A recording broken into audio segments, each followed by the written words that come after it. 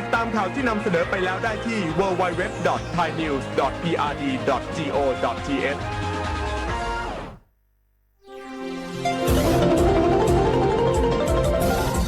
วิทยุแห่งประเทศไทยให้ความรู้คู่ความสุข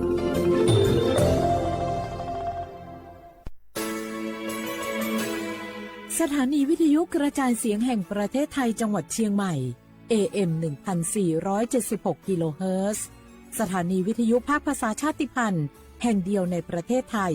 ที่มีความทันสมัยเชื่อถือได้สร้างอัตลักษณ์กลุ่มชาติพันธุ์สู่สากล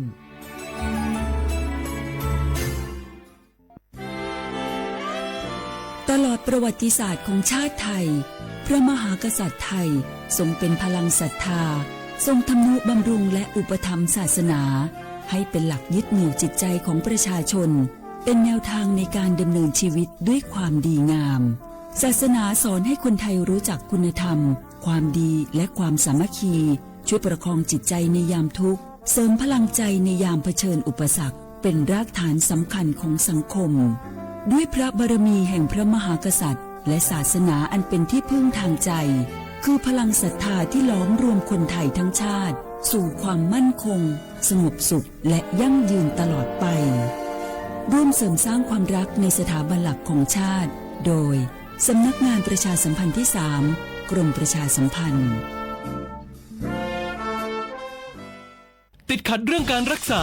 ไม่รู้จะใช้สิทธิบัตรทองยังไงไปที่ไหนได้บ้างต้องการร้องเรียนร้องทุกข์มีคำถามมากมายเกี่ยวกับการใช้สิทธิบัตรทองสอบถามได้ที่สายด่วนสปสช1330โทรฟรี24ชั่วโมงตอบทุกคำถามให้คุณรู้ทุกเรื่องเพื่อไม่พลาดทุกสิทธิการรักษาข่าวดีของคนที่ใช้สิทธิบัตรทองหรือบัตร30 บาทเมื่อเจ็บป่วยเล็กน้อยใน16อาการเพียงยื่นบัตรประชาชนก็รับยาได้ที่ร้านยาใกล้บ้านที่มีสติ๊กเกอร์ร้านยาคุณภาพของฉันให้บริการดูแลอาการเจ็บป่วยเล็กน้อยจะปวดหัวปวดข้อเจ็บกล้ามเนื้อมีไข้ไอเจ็บคอปวดท้องท้องเสียหรือผดผื่นคันเข้ารับบริการที่ร้านยาได้แล้วเภสัชกรจะคัดกรองอาการเบื้องต้นรับยารักษาตามอาการไม่เสียค่าใช้จ่ายใดๆสอบถามเพิ่มเติมสายด่วนสปสช1330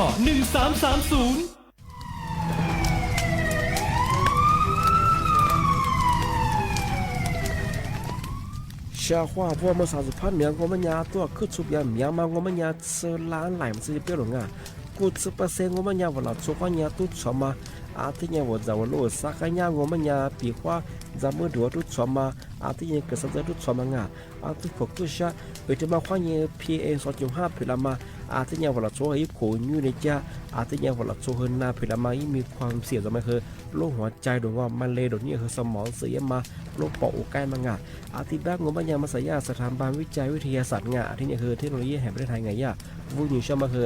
มาคือแต่คนแรกยี่จอละโคอัตุทัดสู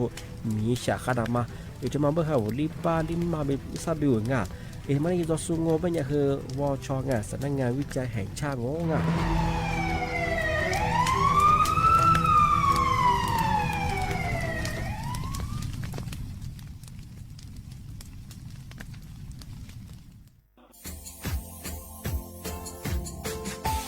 ชาวว่าพระวัฒมาปีใหม่อาทิตย์ซึกตาจิงชมองมันยังไงอามุสาจังหวัดเชียงใหม่ค่อยถึงมาปีใหม่ปากไก่ฝรั่งอ่ะ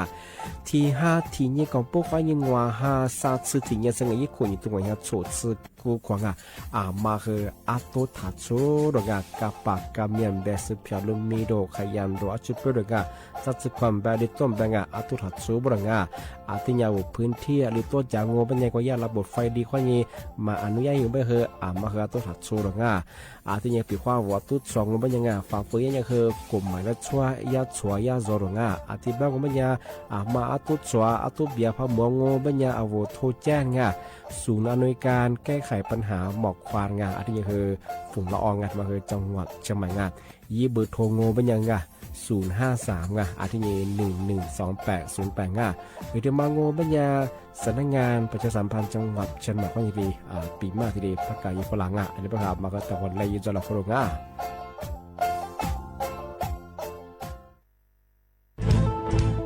เชียร์ว่าบุกมาสนใจ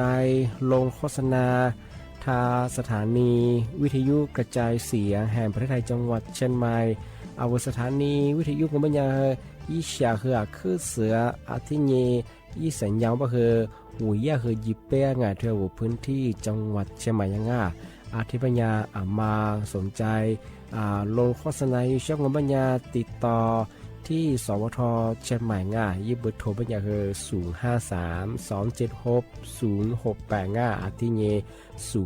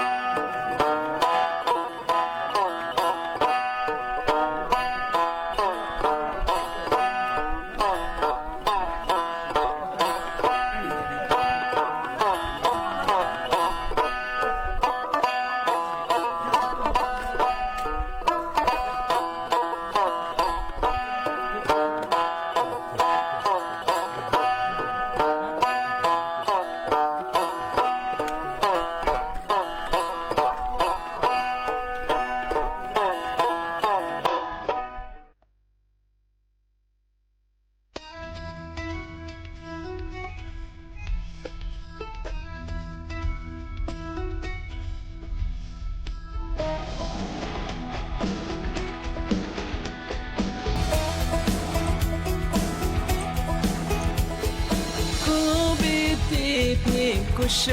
นะฮาบิติโนฮาโชนะโซลิโซเธอ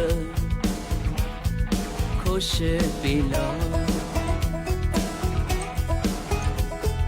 โคเชปิลาฮันเยวา否则是这可以呢否则的爱可是的路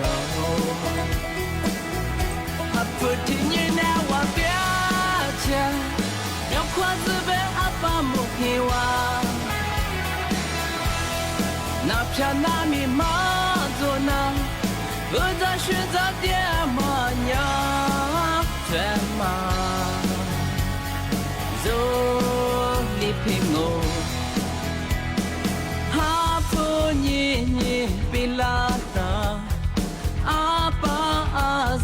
爸妈来自这个雪，花让我，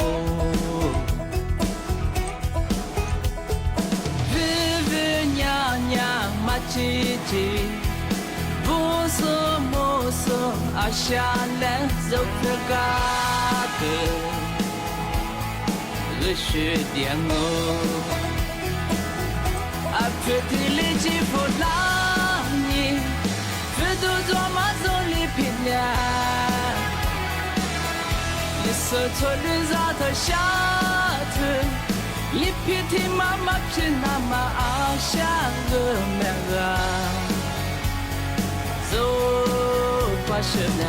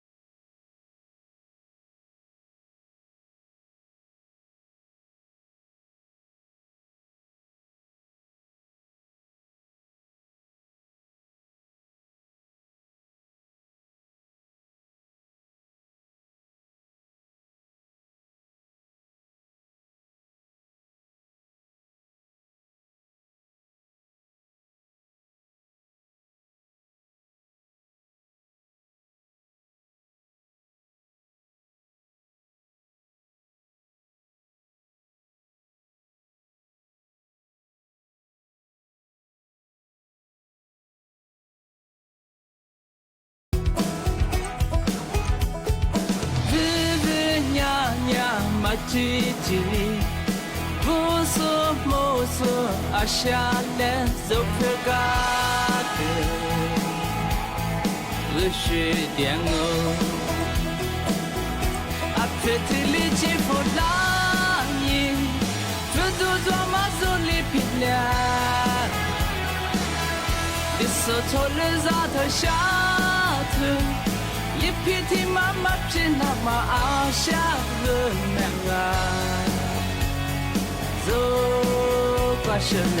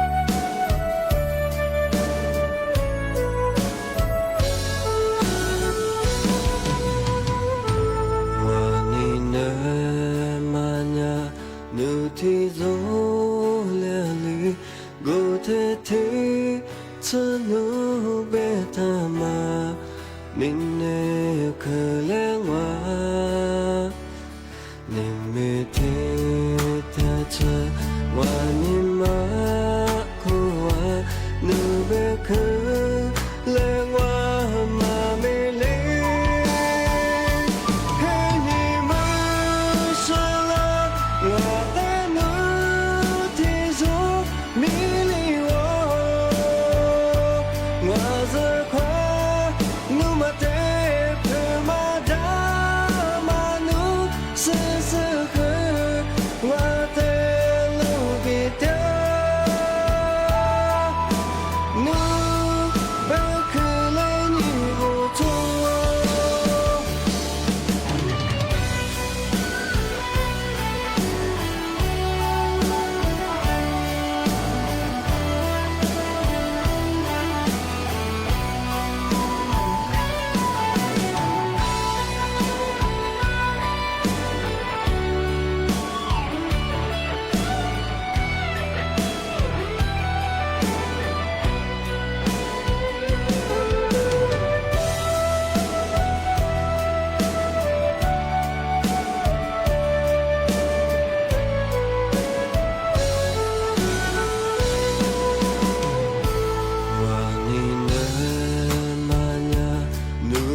如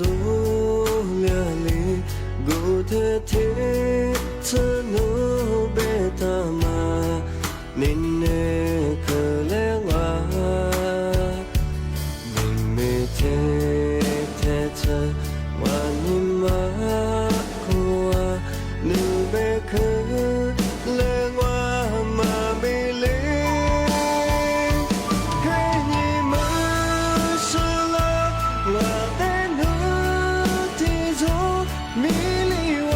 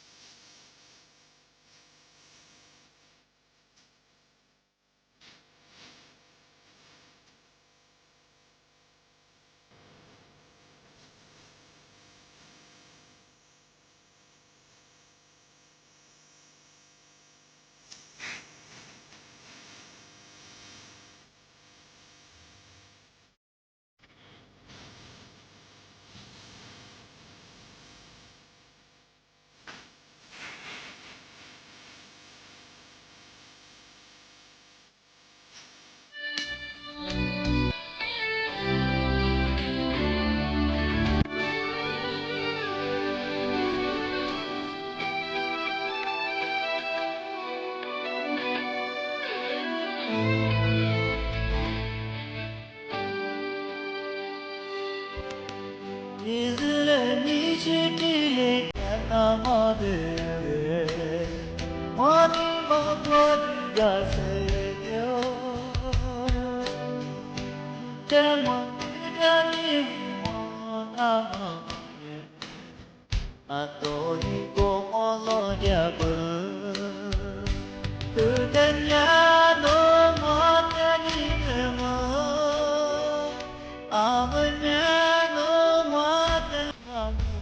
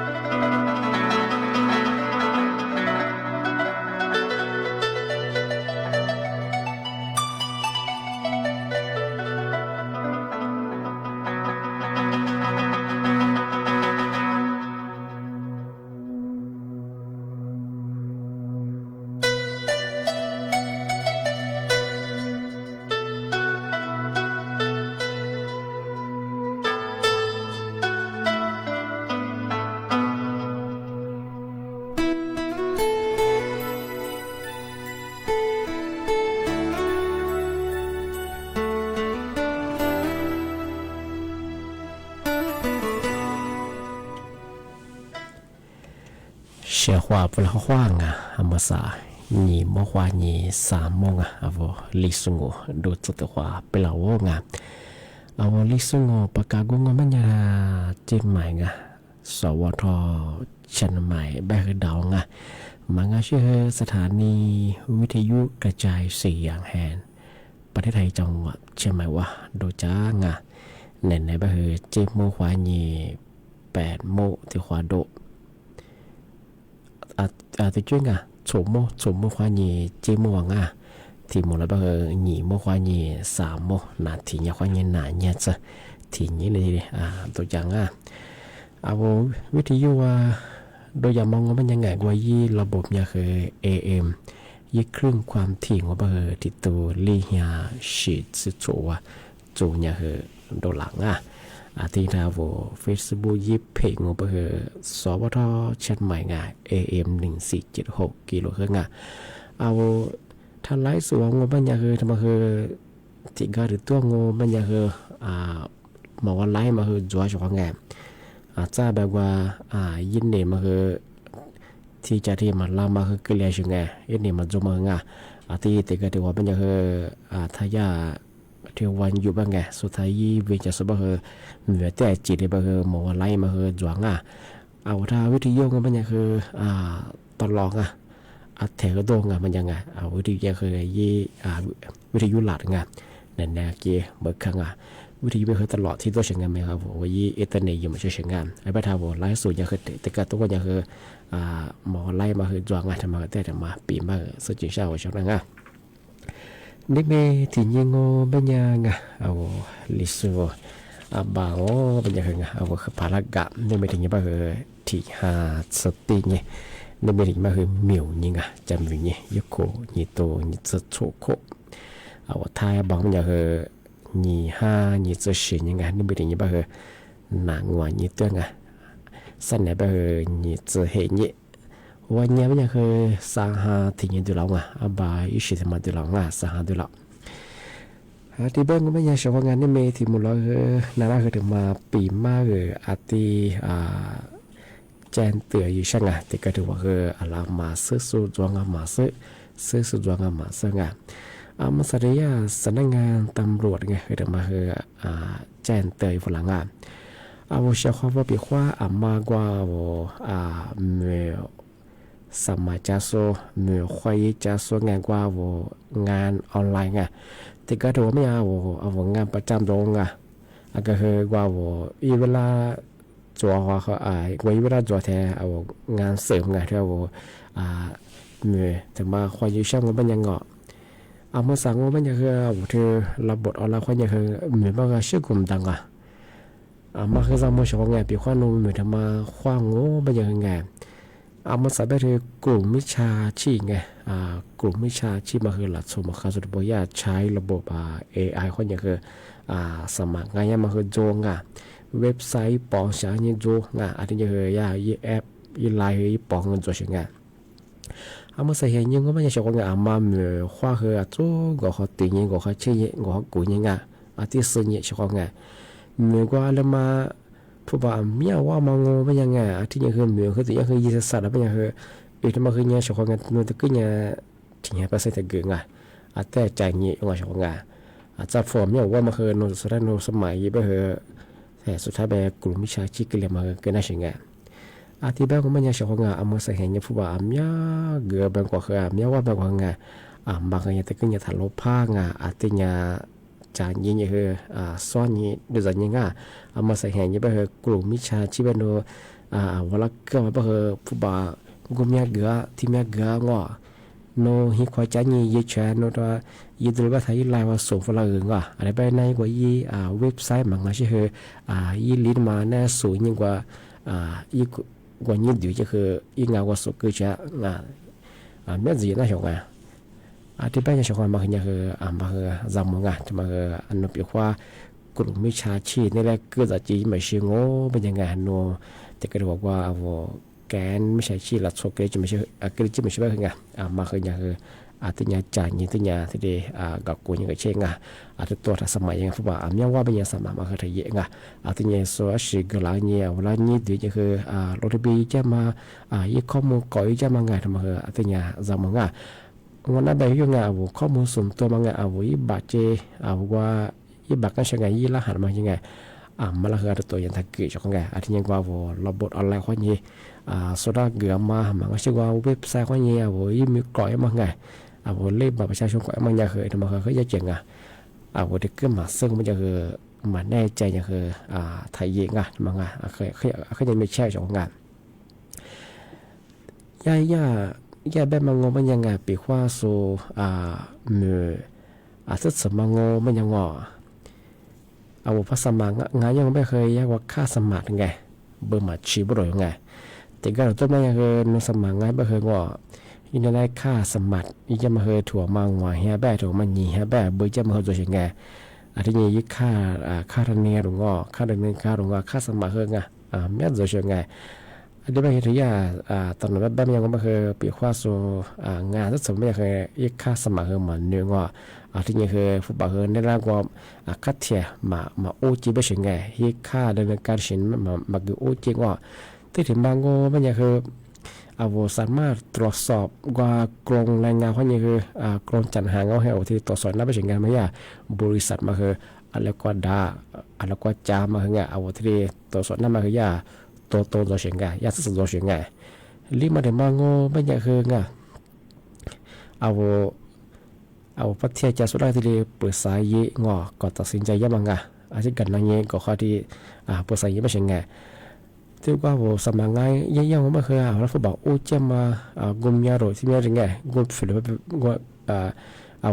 อีกขั้นนึงอีฟิลป์มีจะที่เป็นยังไงว่าพวกโอ้จะมางานอีกมาเคยเนี่ยที่เนี่ยจำมางานมาแต่ก็ยังฟ้าเฉียมต่างว่าอาจารย์ฟุตบอลโอ้มาเคยเดอาจารย์นั่นแหละคือมางานแต่มาเคยมาแต่ปีมาแจนเตยใช่ไงชักว่ามามีความจำว่าเป็นยังไงเดี๋ยวระบบออนไลน์เขายังไงแต่มาเคยคือยังเยอะแจงแต่มาแต่มาสัจจะที่ยังไงจะมาเทช่างว่าเป็นยังคือที่ถิ่มมาปีมาใช่ไหมชักว่าไงมาสายสำนักงานกรมอุตุนิยมวิทยาที่มือตะบัวกุญิสุแต่ยังส่งยาแจ้งเตือนพลังว่าไงมาสาพันเหนือบางพื้นที่งูเป็นยังไงเหมือนชาคือชาวโรงงานแต่ยังบางพื้นที่ก็คือมีหิมะฮะเยอะมาคือจวง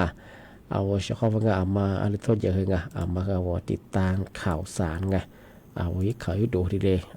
ก็เขาตื่นยังไม่ใช่งานปีว่าโนอะไรตัวเยอะไงวิจะมาดิจมาคือมีหิมะฮะจวงเหมือนเลี้ยงมั้งเหมือนเลี้ยงลีมาคือไงที่กับตื่นยังไม่ใช่ไงที่จะคือบางพื้นที่ก็คือมีเฮียขึ้นเยอะไงมาคือวันโลชิสบางอย่างที่เนี่ยจะมาว่างที่ยังทำมาถึงช่วงเป็นยังไงสาธารณสุขคือมาแจ้งเตือนพลังจะมองไม่เคยเรียกว่าหลักสูตรว่าหัดจักหัดจักเชื่อจะส่วนใหญ่หัดจักมันยังคือหัดจักเลยมันง่ายใช่ไหมว่าปีขวานโนหัวตะปูมันหัวตะปูมันพัดจางพัดเชื่อจางมันยังคือมามีจางมันมุกท่าจำแบงว่าที่ยังว่าหัวโคจำแบอะไรชี้ยันแบงไงหัวตะปูมันพามันมีจ่าเสลียงเป็นยังทำมาคือเสียสุดเป็นแบบไงเสียเป็นคือกว่าขวดจะเกิดมาขวดยิ่งจะมาจ่าเสลียงมาคือยิ่งว่าเถียงมาคือโรคไข้หูดังไงแล้วแบบว่านับปบุญนะทำมาคือที่เด็กเลยไปชิงเมื่อสั่งเป็นยังไงเมื่อสายโซยากว่าข้อมูลไงตุยมันเป็นไงโดยผู้ป่วยไข้หูดันมังไงเจ้าขวดจะเกิดขวดยังจ่าเสลียงมังไงทำมางเป็นยังน่าสูงเป็นยังคือลิซกัวใช่ไหมไงลิซกัวที่นี่คือยังคือมาสาชื่อก่อนเลยว่าเป็นยังคือสวัสดิ์ด้วยใช่ไหมไงสวัสดิ์งานที่บ้านเป็นยังใช่ไหมไงมีเงี้ยตัวยังเป็นคือเจ้าขวดเป็นขวดงอบุญดิดไงที่ยังคือได้ขึ้นมามีมันจำไงหัวทุกมันจะสดจะสดยังไงมันคือเชื่อมันคือสว่างเชื่อได้บ้างไงที่นี่คือนาสุเป็นยังคือลิซกูว่าไง จะมองก็ไม่ใช่ชงมาคือยาคือข้อมูลกันเรื่องว่ายากว่าโรงพยาบาลจากมังงะที่ไม่อยากชงงะมาว่าขวดเอาขวดจะทำว่ามันยังไงมามีมาคือขึ้นเนี่ยจะงะเอาขวดจะเกินจะสู้เราก็ขวา20%จะมาบางทีก็ว่าขวา一股子小杂忙啊，花不就和面子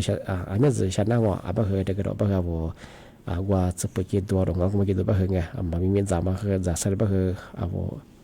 นับปบุญนากิเลสที่คือวุบวุเดชกกายที่มังงะก็ยังมีความเสี่ยงอ่ะอาจจะเป็นชกงะมาคือจามังงะผิวขนนับปบุญนะกิเลสที่มันเชื่อมันยังไงหัวจือมามีมันก็กระจ่างอ่ะเอาไปใช้จับคือแต่จะมีที่นี่คือใช้จ่ายงานมาคือจะมาแต่ปีใหม่เจนเตยช่างงานที่ยังไงทำมาถึงเชื่องอเป็นยังไงที่ถึงมาปีใหม่ช่างงานมาสายาสำนักงานตำรวจแห่งชาติคือมาเจนเตยพลังอ่ะมาสาธิตกลุ่มมิชาชีพมาคืองหน่วยงานเจ้าหน้าที่การไฟฟ้าเป็นยังไงในระดับโทรฟลายเนี่ยคือว่าค่ามิเตอร์เบอร์แจ้ปรดไงมาสายามิเตอร์กว่ามิเตอร์สิทธิ์มาปานเลือเป็นไงคือสีติดกบบางไงคือสีติดกบก็คือปี2526ไงสีติดกบมายามิเตอร์สิปานเลือเป็นไงเอาเวลาค่ามิเตอร์ที่เรียปานเลือแจ้เป็นยังไงยาโทรฟลายมันก็คือเอาไว้ข้อมูลยาเพียงเสื้อของไงโนบ้านเลขที่อะไรเชียงงางอหมู่บ้านหรือจังหวัดตำบลเชียงงาอำเภอเชียงงาซอยยี่ข้อมูลเพียงรวมไงชงไงที่บ้านแม่ชงยาที่การไฟฟ้าบ้านมันยังไงย่านนโยบายที่เชื่อมต่อปรงไงปีกว่านั่นแหละมาโทรฟลายนี่วันนี้ที่การไฟฟ้าก็นี่มิเตอร์คือกัวลาผู้บอกโอลาเป็นยังไงมาคือยามงมาคือยามังงาปรงไงมาคือกลุ่มมิชาชีพของไงย่านคือที่ชิมจุบังงาปีกว่านี่แหละพาบุญจะไปโซถูกงอถูกทำมากระไรเชียงไงจมหมายงอถูกกระไรยิงวันนักว่าโซเอาเฮียปะเทียงอสำนักงานการไฟฟ้ายี่ที่เบิกหน้าไปเชียงไงนั่นแหละว่าทุกฟลายนี่คือตัวเฉลี่ยอู้จะมังงาอีกมาอย่างคือยานโยบายที่ชิมจุบังงาปีกว่ามาที่ชิพาจีจงมันอย่างคืออาลีอย่างคือยากลุ่มมิชาชีพงานมายาการไฟฟ้าคือถึงมาแจ้งเตือนฝรั่งอะไรแบบว่าเฉพาะงามาตัวอยู่สตโปมังงาแบบน่าที่นี่งานที่นี่นั่นแหละพอจุดเลยว่าเงาหน้าทุกคนละอย่างคือมิเตอร์คือเบอร์เจ้าหลงงอมันก็คือมิเตอร์มาสั่นนั่นไม่ปัญหาจ้ะอันนี้คือแยกชิปปัดได้เป็นไงกูเลยที่ดิฉันแบบนี้คือพวกเบอร์เจ้าอย่างคือมาคือจำมังงาอันนี้ชื่อที่เรียกว่าชงงาชื่อคือฟุตบอลเบอร์เจ้าแต่ปุ๊บมองก็ไม่คือไงก็ทุกคนละอย่างงอทำไมคือตัวคือฟุตบอลตาโอ้งาชงงามาคือได้ใจยังกับกูยังงาเอามาใส่ยังไม่คือกลุ่มมิชาชีแก๊งคอร์เซนเตอร์หรืองาคืออย่างงามาคืออย่างคือยาละคือตัวก็จะยิงที่อย่างจำหมดชองปีว่าอลิชิดว่าคืองาว่ามาซื้อมันแน่ใจว่าคืองาสุดแพ้ได้คือที่เดียเปิดไซต์จากงาปฏิจจสุรนันยิงที่อย่างปีว่าที่ยาสำนักงานการไฟฟ้านี้ทุกคนเราได้คืองาปีว่าโนมันก็มาแฟชั่นไปยาเบงว่าถ้าว่าสำนักงานยิ่งคือนันยิ่งเชื่อเป็นยังไงจะมาที่แหละที่แจ้งเตือนอย่างที่เป็นยังไงมาสั่งนั่นแหละมากกว่าที่ขวากันนายชงที่เราชอบจะย่าบันที่บ้างบันที่เขาบอกลิโซว่าเมื่อวันไม่แต่ส่วนคือจางย่ามากกว่าเด็กฝรั่งใช่ป่ะคือกว่ามิชิมะมากกว่ามาคือแต่ฟูแบบเด็กฝรั่งไงมิชิมะมากกว่าแบบหัวเขาเนี่ยคือเนี้ยจุดจางก็คือลิจงมาเสียแบบหัวเขามันแน่ใจว่ามาอันนี้แบบหัวที่จะมาฟูยังไงจะมาเอาเนี่ยจะสถาดีกว่าละมั้ง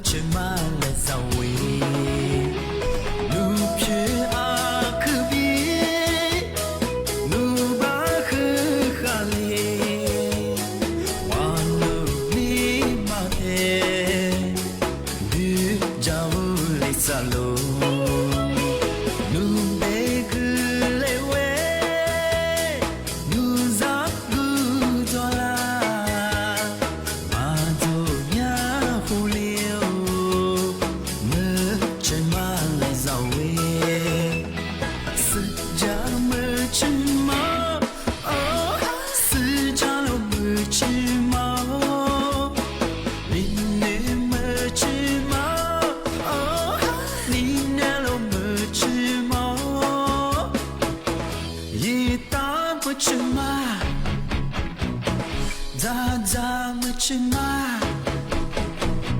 杜拉么吃嘛，么吃嘛，么吃嘛嘛嘛，阿里瓜酱糯米，么吃嘛，不得里杜家店。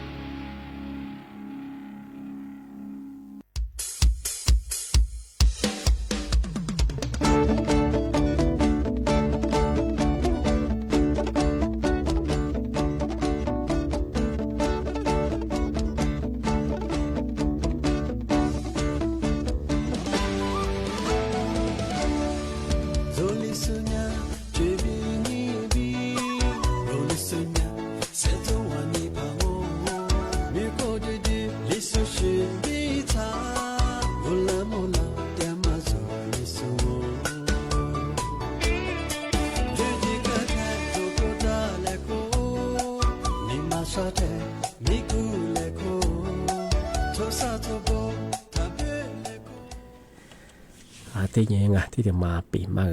สุดจีนชาว่าชอบตั้งหามาสับอีเวลาย่ำดองมาสาวงไม่เดียววัยรุ่นวัยรุ่นแบบเดียวชนเลยหรือบ่บังที่ก็รู้ว่าเฮียมีความเชื่อเนี่ยที่เนี่ยพิยังว่า ยังกูเลยเจ็บไปเหอะอาศัยยังมังงาชิงานไม่ยากเหอะดูจากจนยังไม่เชื่อว่า比花我就是那次那面ที่我也พี่面板就是我们那个这个东西不行是你这边是你们的话是你那个马地也不行他们那忙说也不和那次这个的忙我们那的话吃喝的话咋喝的话咖喝那ที่ชาลิตีหน้าบุรุษแต่มายี่ตัวเสียงนั่นคือที่เกิดมาอย่างไงอะไรแบบคือที่ว่าสุดเลยวัยรุ่นอย่างคือที่เกิดวันอย่างคือที่ไรยังมาตีแล้วสิ่งกับงานมังงาชงแต่มาคืออย่างที่เป็นสิ่งนั่นคือนั่นคือที่เกิดมาบ้างคือโน้ตที่เธอสิ่งอย่างคืองอแต่อย่างคือเมียอย่างคืองานที่ควายอย่างคือตีหน้าเป็นยังไงพอตียังง้อเป็นอย่างชงมันอย่างคือโน้ตต่อซาสิ่งไงเราชุบเยอะกันอะไรบางอย่างเอาวัยรุ่นบางอย่างมาคืออย่างคือสิ่งอย่างคือที่กฎหมายแล้วชุบอย่างคือสิ่งนี้บางอย่างที่ยี่ช่างไงช่างบางอย่างในส่วนบางคือที่ก็ที่มันบางอย่างคือที่เธอสิ่งอย่างคือตีอย่างมาคือตัวสิ่งไงนุถ้าชีมันยี่ที่เลยแม่เลยมาคือกี่เลยไงอาจจะวันอย่างคือมันคืออาการอันตรายอย่างเอาในส่วนนั้นมีอะไรมากฎหมายแล้วชุบมาคำแบบคือถ้าสิ่งนี้ไงสิ่งนี้เป็นอย่างคือสุดท้ายไปเรียนโนตีไปเหงคืออย่างต่อสาวสิ่งไงที่อย่างคือเอาประเทศจะสว่างเอาบ้ามาแบบมาสื่อไปเอาแล้วคือโซที่ดียิ่งมาย่างอันไปคือถ้าสิ่งนี้ที่แบบไม่ชงมาสบายคือเวลาคือไม่มันดังไปคือจะเจ้าขอเวลาจะไปหัวคือที่ละยิ่งสมาชิกชีเดงแต่ว่าถอดปีมังที่แบบคือเอาเน็ตเสนมีอะไรสิ่งคือที่กลุ่มมาแล้วชมไปบ้างยังถ้าสิ่งนี้โน้ว่าสุดแบบมาทันหนาวสุดเป็นอย่างคือสิ่งนี้จงแต่ควายยังคือว่าตีไม่ถัดอยู่จังยังแบบคือเน็ตบานชิ้นนี้ที่มาเน็ตติดแบบเน็ตแต่ก็ทำมาแบบคือยังตีน่าดงทำมาแต่มาปีมาช่างอะไรบางอย่างชอบเอามาใส่คือ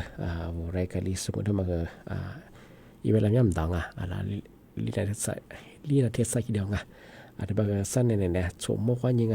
จิ้มมั่วถูกกว่าหมดแล้วกว่าในเมลรายการลิสต์ประกอบกับประธานจิ้มใหม่สวทใช่ไหมว่าด่างไหนบางอย่างชมมั่วยิ่งจิ้มมั่วถูกกว่าดูที่มั่วลองมันยังหนีมั่วยิ่งสามมั่วนาทียังว่ายิ่งหนาเนี่ยที่ยิ่งในตัวอย่างพอเช้าเขาท่านาสุดที่สุดคือบุมงานนั่นคือจะชีวิตมาฟูจะชีวิตว่าคือเนี่ยว่าจริงที่เนี่ยคือที่นี่ก็ที่นี่คือด้วยอะไรกว่าเยอะยี่แล้วยังคือไปเปลี่ยนยังกล้วยเจ๊ว่ามัวแม่จะส่งมันยังมีแต่สุดคือวันจะว่าดูจริงผู้จะชีวิตคือเนี่ยว่าจีชกว่าที่นี่เมื่อสัปดาห์คือบางพื้นที่ที่ก็เราต้องมันยังคือมีให้เราเอาเยอะมาคือจวงที่นี่ที่ก็ต้องคือมันสาคือฉางมาก็เดี๋ยวมากว่าเชื่อดูแลสุขภาพยังที่นี่คือยังก็คือบางพื้นที่คือPM 2.5ยิ่งคือมีอะไรบ้างหมอกควันมางแบบคือมีอะไรบ้างอย่างคือกูเดือคือน่าจะพิจารณาคือเรียนมาคือมีจุดบางงานโรคหัวใจแบ่งที่คือสมองเสื่อมมาตรงที่คือมะเร็งจะเป็นที่คนอย่างคือมาสับคือแต่ละจังหวัดสุปการยังนี่มีกับผู้คนอย่างคือว่าฮัทมาคือตัวถัดโซเป็นยังตัวปัจจุบันอย่างคือสุดสว่างยิ่งทั่วขึ้นไหนมาอย่างคือที่กูว่ายิ่งสุดโคตรเบื่อหัวที่นี่ก็อยากโคจำแบบนี้คือนี่ร้านสเปงที่ปีขวานพื้นที่เขตสงวนป่าเขตพื้นที่อุทยานแห่งชาติเชียวัดสเปงปีขวาวัดสมาเคยพื้นที่25ไร่ที่ฮัตสเปงสเปงยิ่งทั่วขึ้นไหนยังที่แบบนี้ชาวมาคือแต่คนแรกตัวจะหลอกตัวมาชัวตัวเบียร์หมดแบบคือถูกแจ้งชาวให้บุตรแบบคือ191ที่นี่คือมาคือยิ่งจะเราคงที่มาคือตัวมัดสุดแบบคือยิ่งหมอกควางมันจงมีชาข้างยากาข้าแบบคือเราโชว์ชาหาแบบคือชาหาด้วยคือมาเลยคือแหลมมาคือน่าจะก็มันจงพี่ขวัญอากาศมาข้าแบบคือเราโชว์แบบคือสมมติยิ่งแบบคือมีสืบพีน้ำมาเชื่อมมาเลยเป็นน้ำที่ก็เราแบบชินมาข้าแบบคือโอ้วุ่นเหมือนหนาวมามีชามาใครบ้างอาจจะควรยังคือตัวถัดสุดไปชงตัวจะไปยึดค่าPMเนี่ยสิบเมื่อเมื่อนี่กระดุมปุ่งกับเบี้ยกว่าสุดลำปุ่งทำอย่าง อันนี้คือมาคือตัวคนแรกที่ดีตัวจะหลอกงาตัวรถโซเบชของงาที่เป็นยังไงน้าปีมามาคือที่เราจงอันนี้คือสั้นเนี่ยสุดมกว่านี้เจมูว่าคือตัวความมูลกว่างเอาไว้เชื่อเขาว่าตัวอินโซนานาโซที่ว่าคือได้คือบุมงาคว้าสวัสดีครับ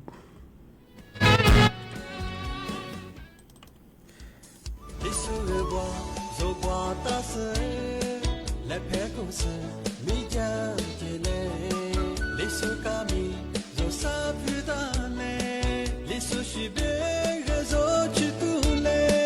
走去的，走你的嘞。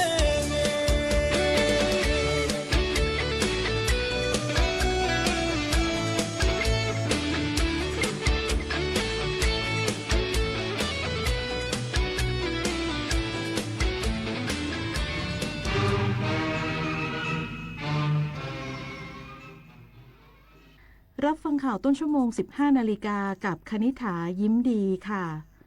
กรมป้องกันและบรรเทาสาธารณ